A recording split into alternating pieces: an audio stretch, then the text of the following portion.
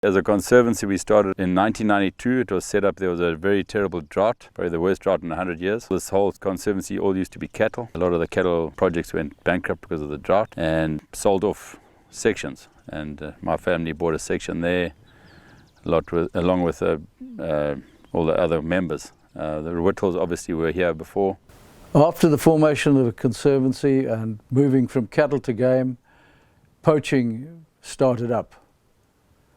So we formed a force of game scouts, and in the early 90s we had poaching. It wasn't bad, but land invasions in 2000 brought in with settlers coming in, a massive amount of poaching. With the subsistence farming that has grown in the last 20 years around us, especially in the south. You know, the north is all intact and it's in good space, but the south is a good, I guess, 150 to 200,000 acres that was prime conservancy land, and unfortunately the subsistence farming has taken preference over wildlife and they've encroached into that land. It's now put a hell of a lot of pressure on the southern part of the conservancy. Around the Save Valley 23 years ago, there was most probably only 4,000 or 5,000 people. Now that's grown to maybe in excess to 30,000 to 40,000 people. The conservancy itself cannot help employ that kind of number of people. That's going to be our biggest challenge going forward. We've got to try and look at more and more sort of ways and ideas to come up with to try and work out a relationship between the subsistence farming and the wildlife and the safari operations. For example, some of the areas that weren't resettled, working with the government, we're trying to start irrigation projects on the outside and relocate the people so we can resurrect the game corridor that we had with Gonarezhou National Park, Kruger, to try and get back into the greater Limpopo Transfrontier Park system that we were part of. We had a problem in 2000 when everybody was hoping to come in to invade, to have some farms. Yeah, at one stage they vandalized our fences. As you can see, it has been all stolen, all vandalized, and people were just taking it to go and put around their fields for cattle. Since those fences have been removed, one of our biggest issues is problem animals. Elephants, they don't mind about those small fences, even big fences.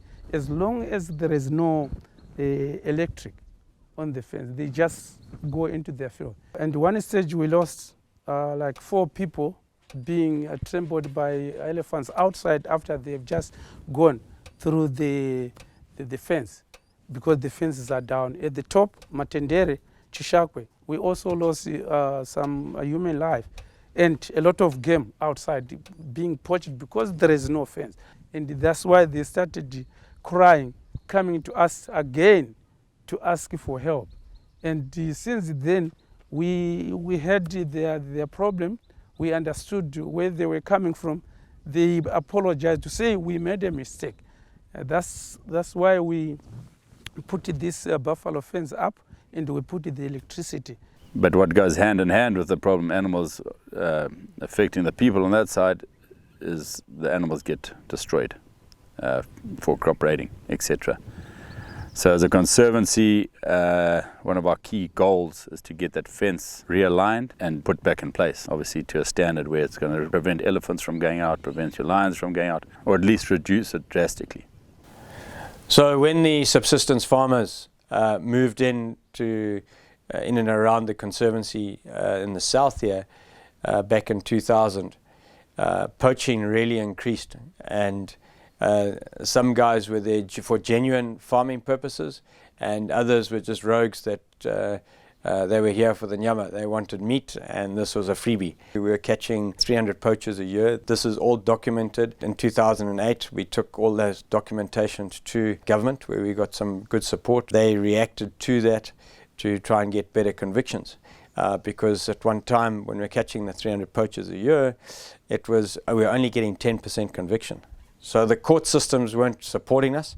However, that's all changed now, and we're getting more of the 70 to 80% convictions. So the Save Valley Conservancy is made up of numerous members who own properties inside this area that we put together. Each member runs their own property, takes care of their own property, and does the anti-poaching on their own property. Most of our scouts we have at the moment, some I taught them when they were still a grade 7. So they know the importance of wildlife from school, what we have taught them, and now we are happy. They are working and they are not too far from this area. For Sango scouts, every morning they go out, detect some tracks along the fence. If they found some tracks with the dogs, they just follow them. If they see some snares, what they do, they normally disturb them so that they won't catch. They put them down and wait until the poachers comes in. If it proceeds like 3-4 days, then that's when they normally take them off. The wires which they normally use, they sometimes cut our electric fence. We had an informant network. Our scouts were following into the communities. We just couldn't really get the evidence. We couldn't find the meat, where they were hiding the meat. They were hiding meat in the middle, dig a hole in the middle of a field and put the meat down there. So, we had to make a plan. I got hold of a guy called Keith Sparks, who very kindly just put 2 dogs with me to have a crack at and see how it went. Now, our support unit and police and with our scouts, when they went into the community, they often were chased out of the community. But now we had the dogs in there, well, people paid attention. It suddenly sent a message to everyone in the communities, the dogs are out and watch out. It turned things around big time for us, and it saved hell of a lot of wildlife.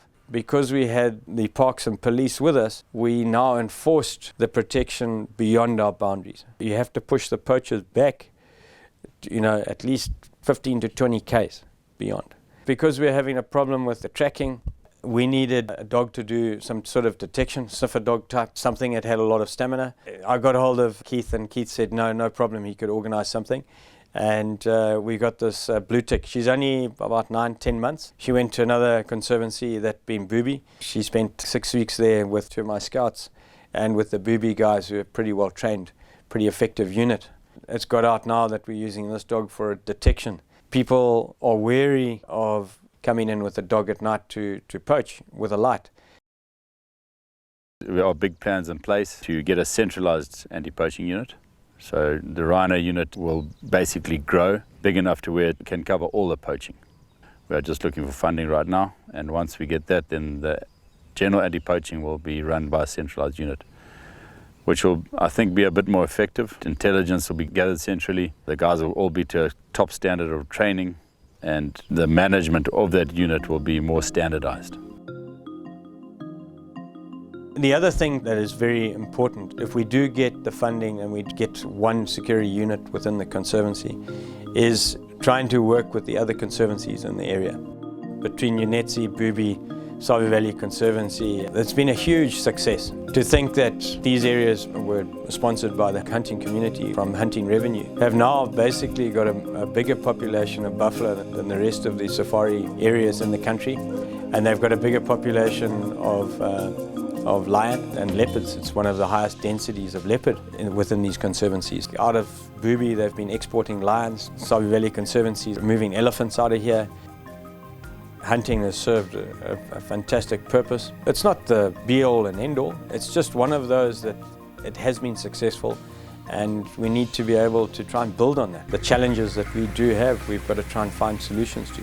And we need some support from various international governments. If they're looking at supporting wildlife, they must look into some of these successful projects and look at trying to start more of it. Why can't we try and source more land and try and build on that and move the wildlife from some of these successful projects to those projects?